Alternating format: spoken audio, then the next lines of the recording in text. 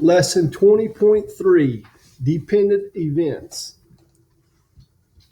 How do you find the probability of dependent events? You can use the multiplication rule to find the probability of dependent events.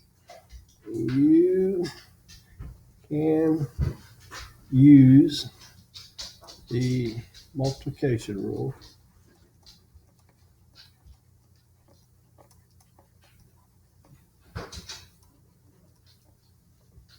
to find the probability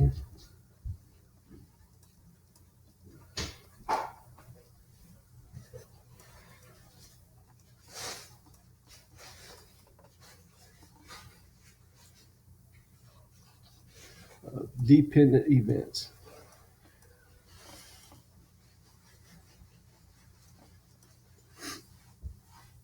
Finding a way to calculate the probability of dependent events. You know, two tests for independence of events A and B. If the probability of A given B equals probability of A, then A and B are independent. If the probability of A intersection B equals the probability of A times probability of B, then A and B are independent events. Two events that fail either of these tests are dependent events because the occurrence of one event affects the occurrence of the other event. The two-way frequency table shows the results of a survey of 100 people who regularly walk for exercise. Let O be the event that a person prefers walking outdoors. Let M be the event that a person is male. Find the probability of O, or outdoors, the probability of male, and the probability of outdoors intersection male as fractions. Then determine whether the events outdoors and male are independent or dependent. Okay, so let's move this up here. All right. So first, we're supposed to find the probability of outdoors. Probability of outdoors would be outdoors. Let's see, prefer outdoors. That would be 60 over 100 equals 60 over 100. 60 over 100. And that's going to give you 6/10 or 3/5. 3/5. Probability of male. The probability of male, let's see, 40 and 10, that's 50. 50 divided by 100. So that's 50 over 100. And that's 1/2. 1/2. Now, the probability of outdoors intersection male, outdoors and male, that's going to be 40. 40 over 100. I got 40 right here. 40 over 100. That's 4/10 or 2/5. Since, let's see here, P of O times P of M equals the probability of outdoors times the probability of male is 3/5 times 1/2, which is 3/10. 3/10. And let's see, this is 2/5 here. So the probability of outdoors intersection male does not equal probability of outside times the probability of male. So events outdoor and male are dependent.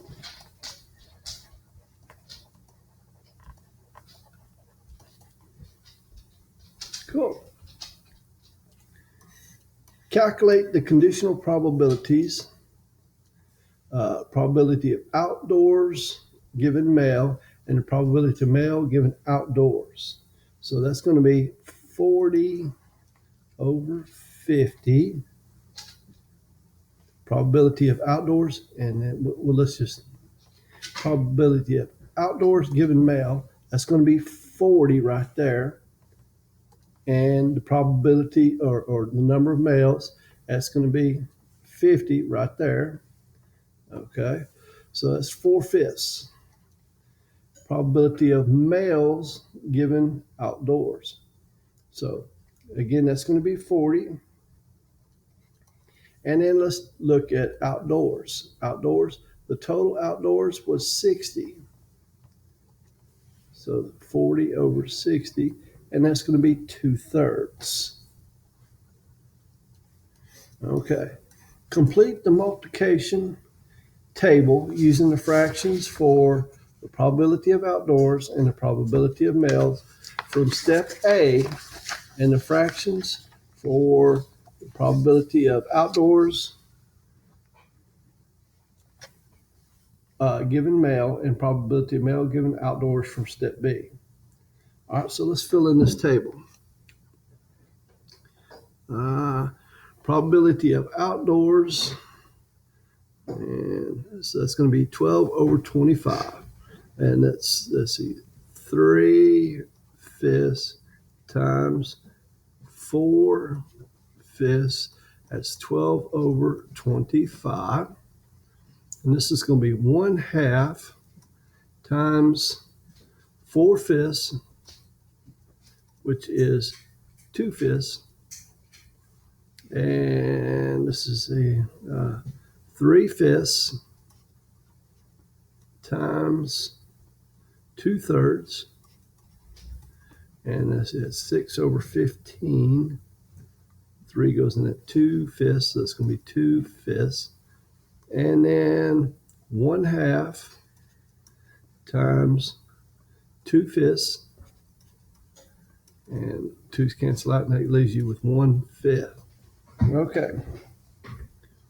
Do any 4 of the steps of the products in step C equal the probability of outdoors intersection male calculated in step A? If so, which of the 4 products?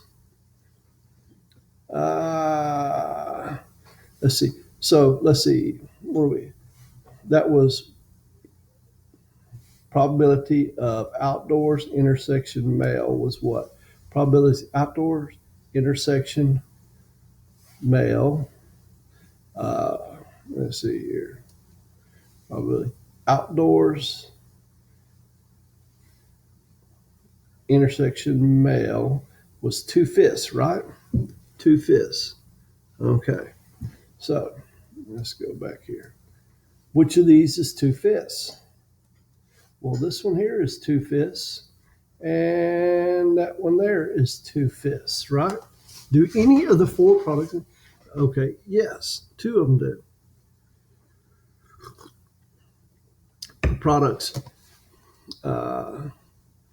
Let's see.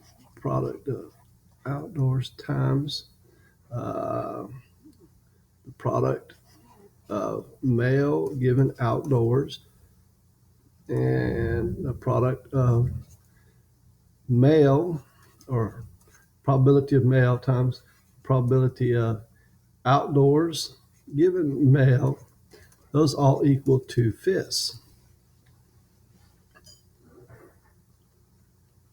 All right, good. Reflect.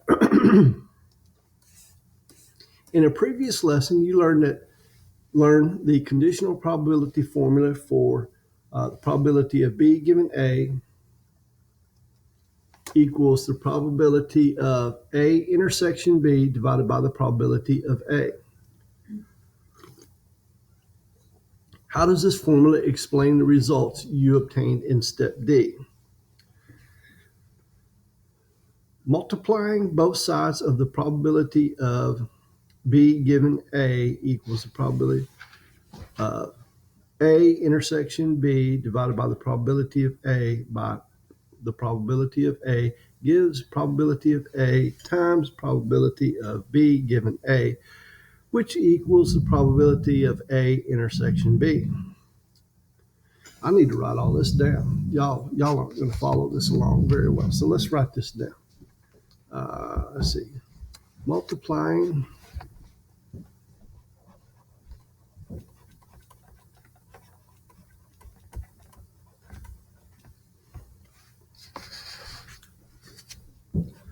both sides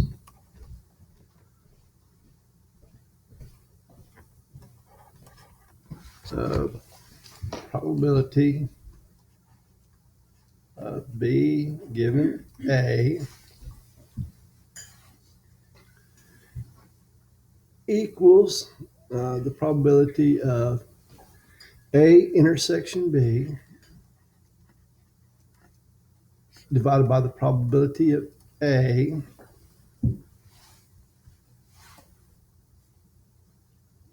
so let's see, multiplying both sides. So we're going to, let's see here. Well, probability of A and then times the probability of A. Okay, so what happens there?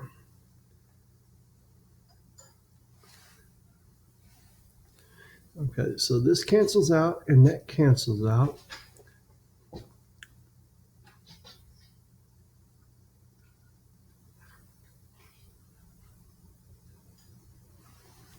And then what do you have? You have probability of A times the probability of B given A equals the probability of A intersection B. Okay. Letting A equal outdoors and letting B equal M. So we'll let A equal outdoors. So we'll put O there and B equal M. So we'll put an M there, put an O there.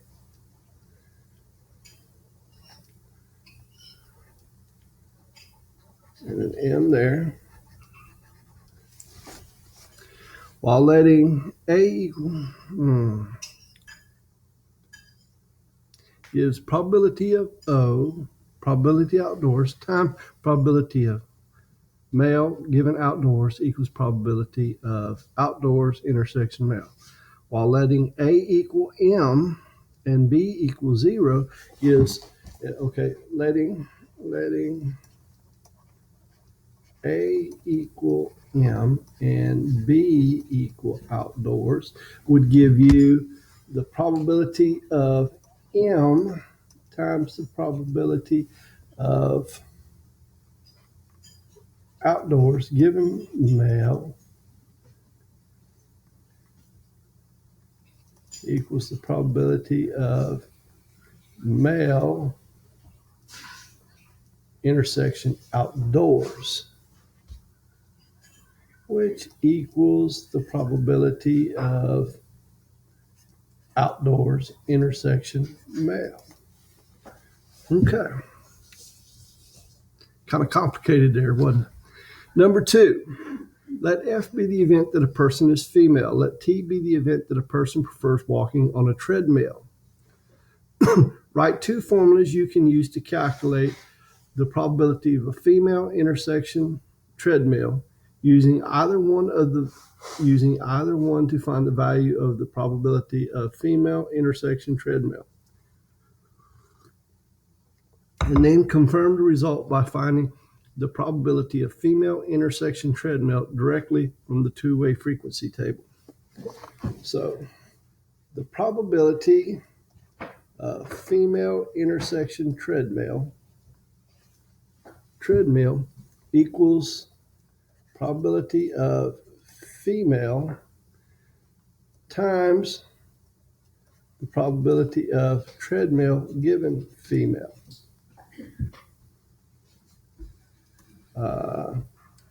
Probability of female intersection treadmill equals probability of treadmill intersection female, which equals the probability of treadmill times the probability of female given treadmill. Okay.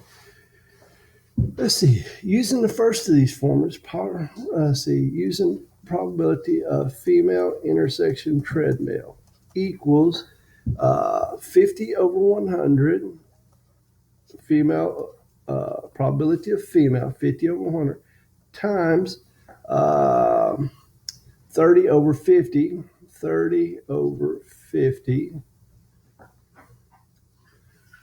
and let's see, that's going to be 1/2 times 3/5,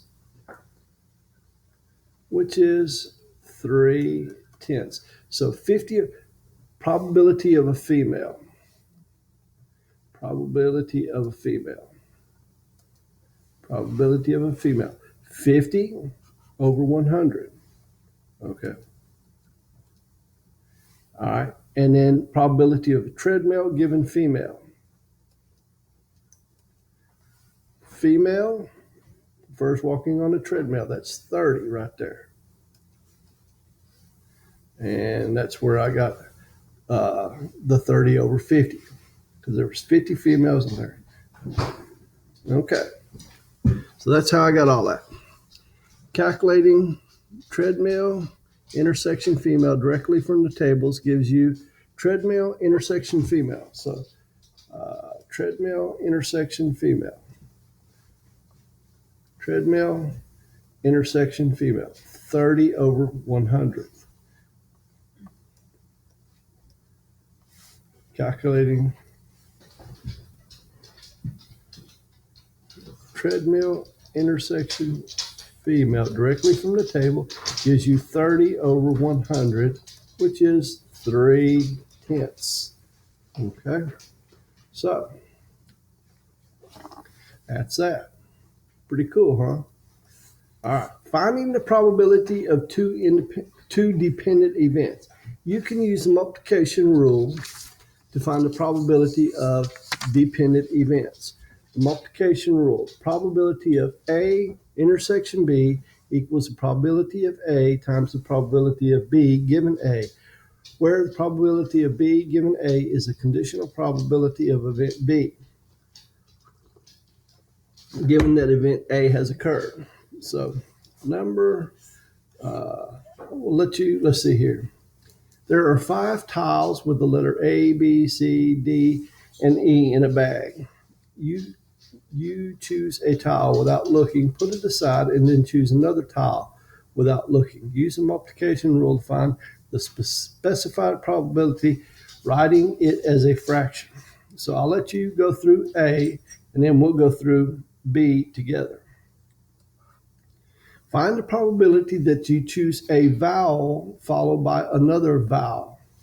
Let V1 be the event that the first tile is a vowel. Let V2 be the event that the second tile is also a vowel.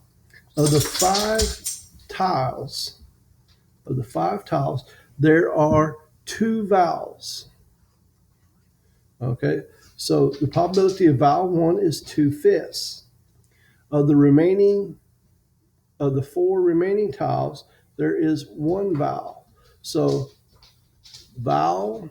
the probability of vowel 2 given vowel 1 is 1/4. By the multiplication rule, the probability of vowel 1 intersection vowel 2 equals probability of vowel 1, which is going to be 2/5, times the probability of vowel 2 given vowel 1, which is 1/4. So that's going to be 2 over 20, which is 1/10. All right, your turn. A bag holds 4 white marbles, 2 blue marbles. You choose a marble without looking, put it aside, and choose another marble without looking. Use the multiplication rule to find the specified probability. So let's see here.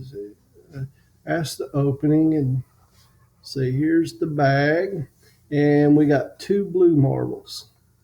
Okay, 2 blue marbles and 4 white marbles. I can't really do white, so you wouldn't be able to see it. So I'll do yellow. So there's 4 white marbles. Use multiplication to find a specified probability. Let's use.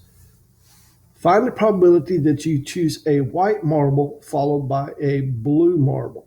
Okay, so let WB, so the probability of white marble.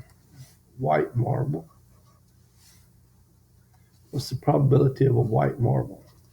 Okay, how many marbles are there? 1, 2, 3, 4, 5, 6. So we got 6 on the bottom, right? And how many white ones? 1, 2, 3, 4. We have 4 white ones. So 4, 6 equals 2/3, right?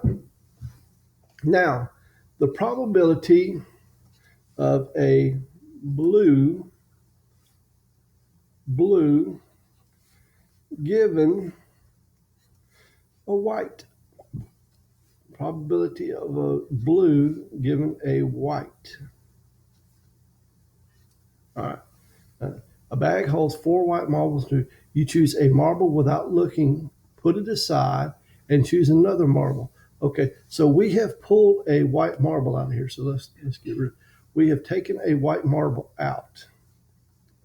Okay, so now what is our probability? Well, how many blue marbles are there? 1, 2. There's 2. Okay, 2 blue marbles. 2. How many marbles are there total? How many? 1, 2, 3, 4, 5. 5 marbles. So the probability of a blue given white is 2/5. Now let's see here. Probability of a white intersection blue equals probability of a white times the probability of a blue given a white, right? So it's going to be 2/3 times 2/5, which is going to be 4/15. Not too shabby. Not too shabby. All right, let's do it again. New one here. Find the probability that you choose a white marble followed by another white marble. So we have the probability of a white marble, and we've already calculated this once, right? And that's going to be 4/6, which is 2/3. Now we're going to find the probability of we'll call this white 1. White 2 given white 1. Okay, can we do that? All right.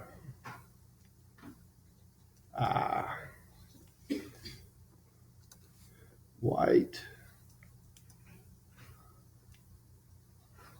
All right. So we have taken one out. So how many do we have now? How many white marbles do we have now? 1, 2, 3. So we've got 3 white marbles. And how many marbles do we have total? 1, 2, 3, 4, 5. Okay. So the probability of a white marble on the first intersection, a white marble on the second, would be the probability of a white on the first times the probability of a white on the second given a white on the first.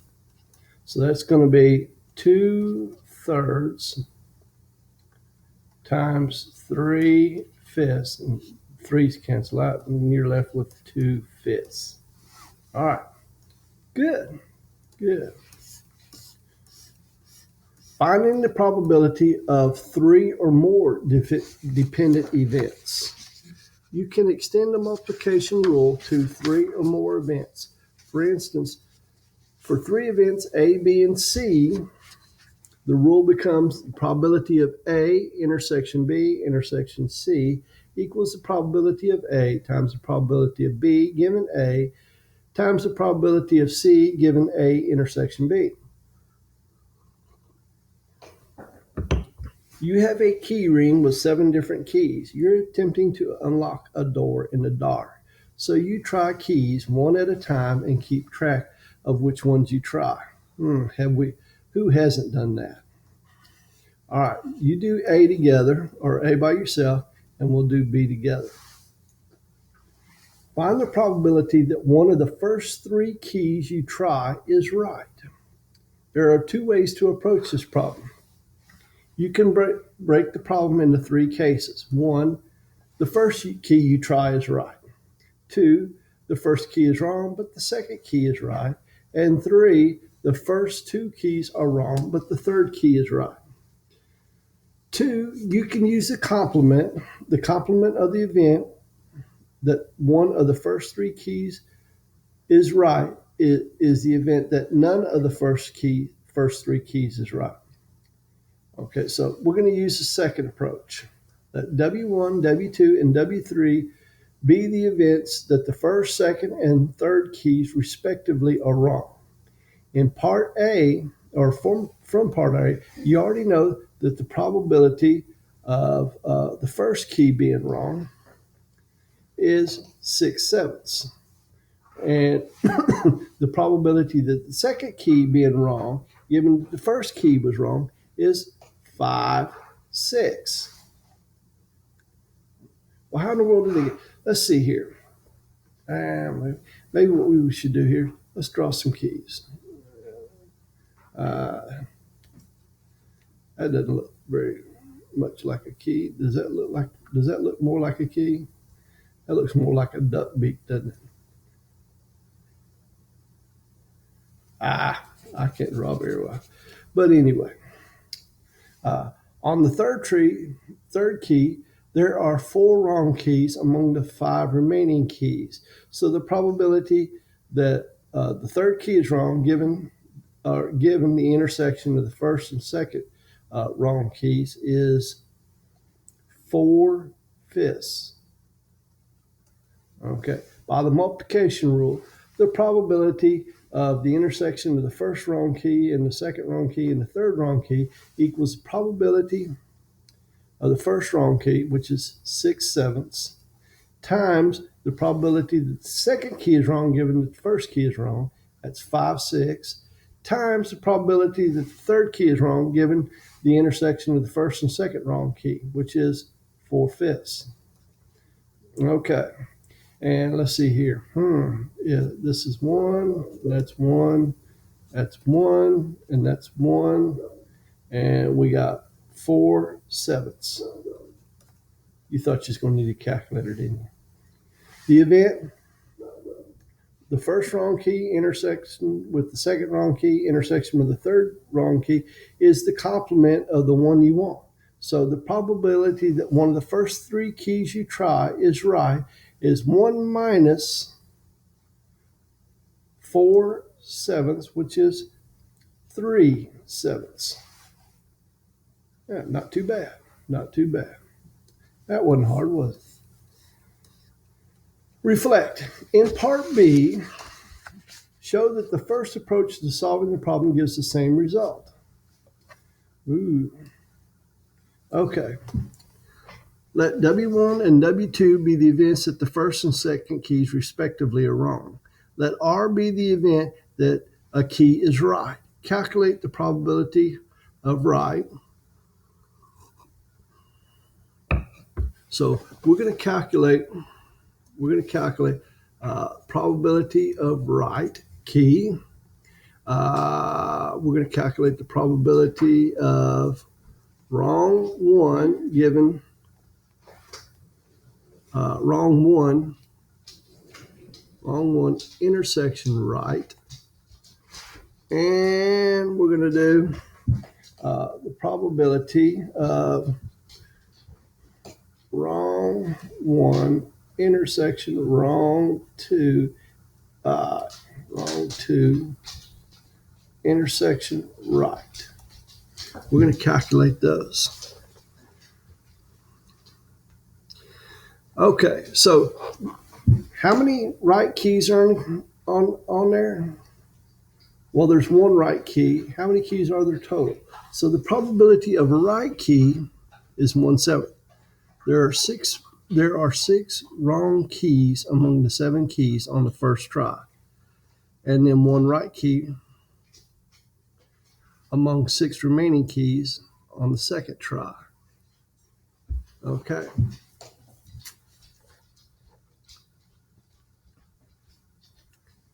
So the probability of wrong one intersection right is going to be the probability of wrong one, first wrong key, times probability of a right key given the first one was wrong.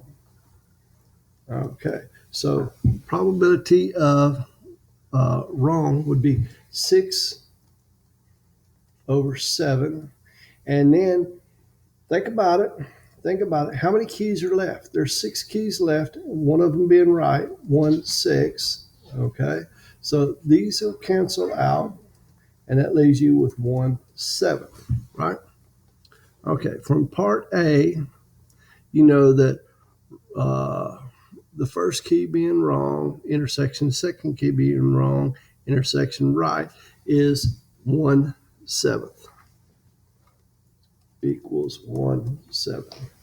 Okay, because the 3 events are right key, first wrong key, second right key, and then wrong key, right, are mutually exclusive. The probability that one of the first 3 keys right is the sum of the probabilities of those events. Okay, so it's going to be the sum of those events. So let's see here. So let's see. The probability of wrong 2 intersection wrong 1 intersection right equals the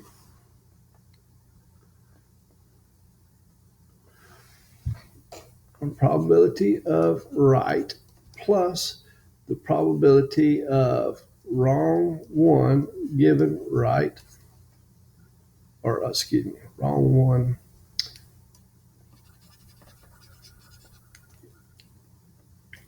wrong 1 intersection right plus the probability of wrong 1 intersection wrong 2 intersection right. So this is going to be 1/7 plus 1/7 plus 1/7, which is 3/7. Okay.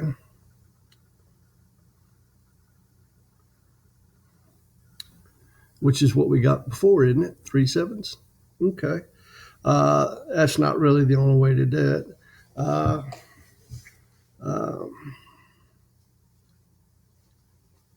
Well, all right, there's another way to do it, but we'll stop at that one. That's kind of confusing. Number 6. In part A, suppose you don't keep track of the keys as you try them. How does the probability change? Explain. Well, if you don't keep track of the keys, the probability of trying a wrong key is always 6/7, right? Probability of a wrong key would always be 6/7. And the probability of always choosing the right key is always 1/7, right? Okay. The events wrong 1, wrong 2, and R, or right, are now independent, so you can multiply their probabilities without considering conditional probabilities. So since they're now independent,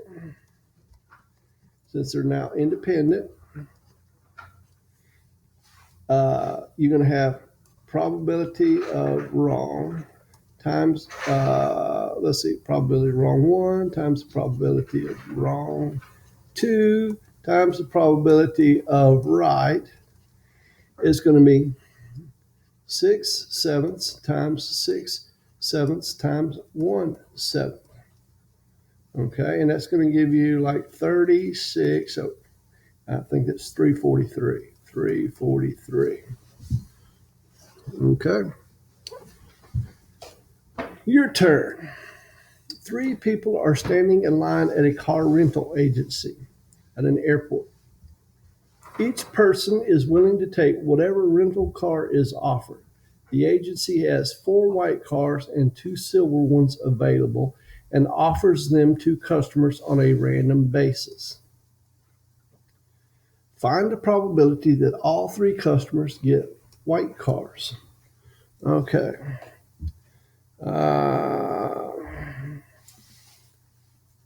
So we want to find the probability of a white car 1 intersection, a white car 2 intersection, a white car 3.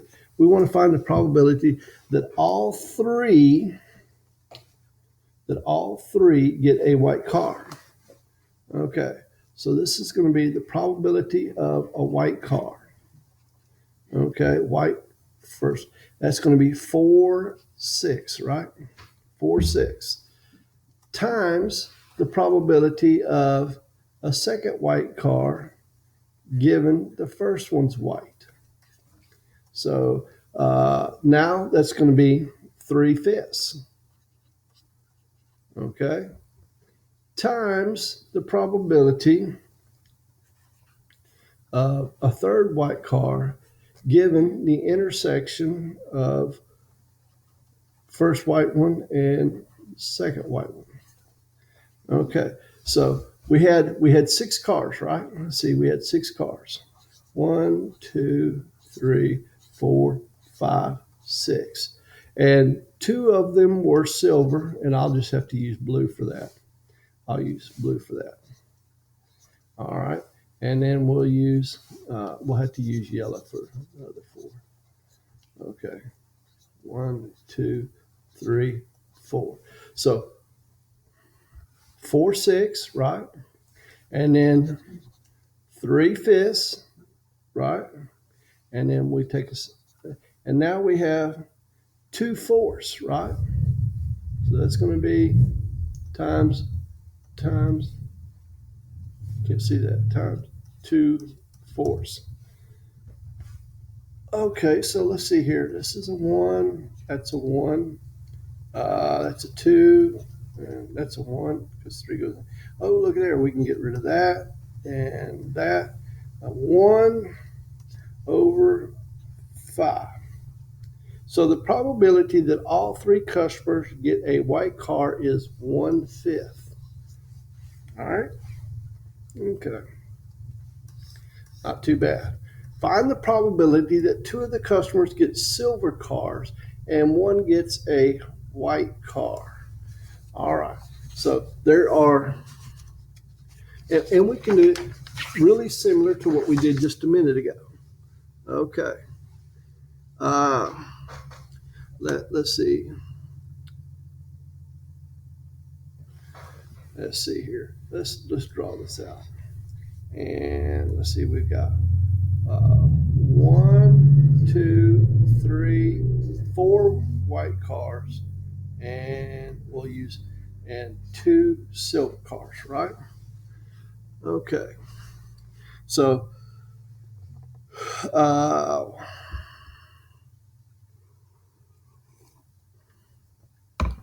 2 customers get silver cars and 1 gets a white car. So let's see. W1, let's do this here. W1 and S1. First customer gets white or silver car. All right. And then W2 and S2, second customer gets white or silver car, and then W3 and S3, third customer gets white or silver car. Okay, so we're looking for two customers silver and one white, right? So we got to find the probability of a white car, first white car, intersection silver 2, silver 3.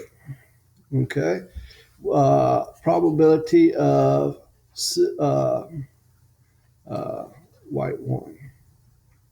It's white 1. Silver 1 intersection white 2, 2 intersection silver 3. And we got to find the probability of silver 1 intersection silver 2 intersection white 3. Okay.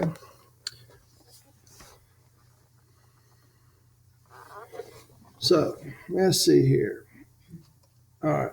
White 1, let's see, probability of white 1 times probability of silver 2 given white 1 times the probability of silver 3 given intersection of white 1, silver 2. Okay. So what do we got? Probability of white 1. Well, there's 4 white, and so that's going to be 4, 6. And then silver, okay, we got rid of a white one, so it's going to be silver is going to be 2/5, right? 2 out of 5 times 2 over 5 times, and then we got that's going to be 1/4, 1/4. All right, so 4s cancel out. That's 1. That's a 3. So I get 1/15. All right. Now let me add that silver. Let me add the silver back, and let me add the white back. Let me add the white back. All right. So now we're going to have the probability of a silver 1 times the probability of a white 2 given silver 1 times the probability of silver 3 given the intersection of a silver 1 and a white 2. So probability of a silver 1, that's going to be 1, 2, 3, 4, 5, 6. That's going to be 2 over 6, right? 2 over 6. And so we take away a silver. And now we've got a white 1, 2, 3, 4, 4/5 times 4/5. And then we take that away. And then we're back to silver. So that's 1/4 times 1/4. So that cancels that cancels out. This is a 1, that's a 3. Again, we have 1 over 15. So let's add the silver car back. Let's add the white car back. All right. So now we have the probability of a silver 1 times the probability of a silver 2 given a silver 1 times the probability of a white 3 given the intersection of silver 1 and silver 2. Okay, probability of silver 1 we calculated before, and that's 2, 6, right? And so we take one of those out. And then silver 2 is going to be 1/5. 1/5. So that's times 1/5 times. And so let's see, silver. That's all of them, right? That's all of them. So we don't have a choice but a white one, right? And there's 4 cars to choose from. So that's going to be 4 over 4. So what do we got here? 1, 2, and let's see here. So that's going to be 4 over 30, 4 over 60, which is 1/15, right?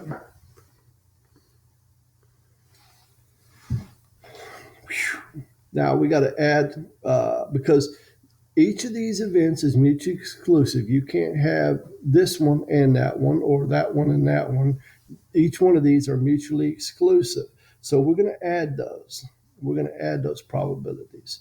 So you're going to have 1/15 plus 1/15 plus 1/15, and that gives you 3/15 or 1/5. So the probability that 2 customers get silver cars and 1 customer gets a white car is 1/5. Not too bad. Those can get kind of complicated, can't they? Why are 2 events dependent? Well, that's because one event affects the other. Or when are 2 events dependent? When the occurrence of one event, when the occurrence of one event affects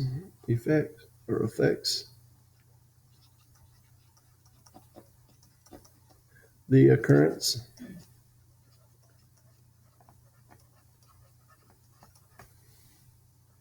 of the other. All right. Suppose you are given a bag with 3 blue marbles and 2 red marbles, and you are asked to find the probability of drawing 2 marbles by drawing 1 marble at a time and not replacing the first marble drawn. Why does not replacing the first marble make these events dependent? What would make these events independent? Explain. The first marble let's just take a look at it. What do we got here?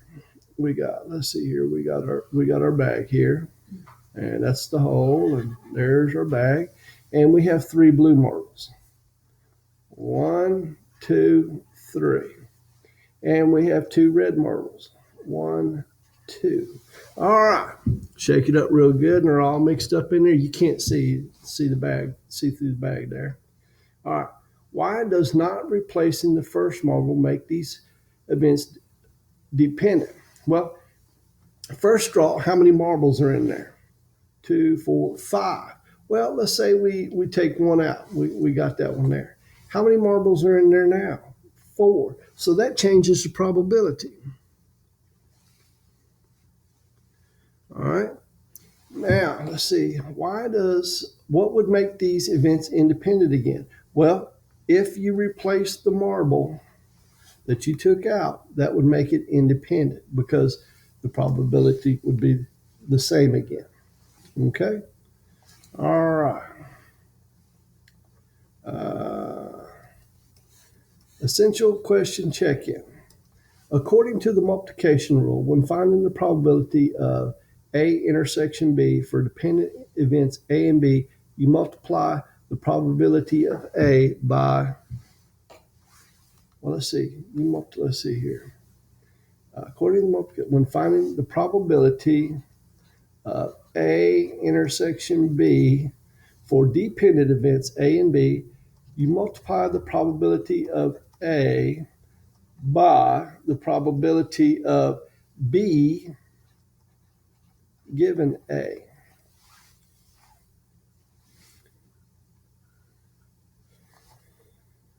All right, great lesson, folks. I know this in here is a little bit complicated, but you'll be all right. You have a nice evening, and I'll see you tomorrow.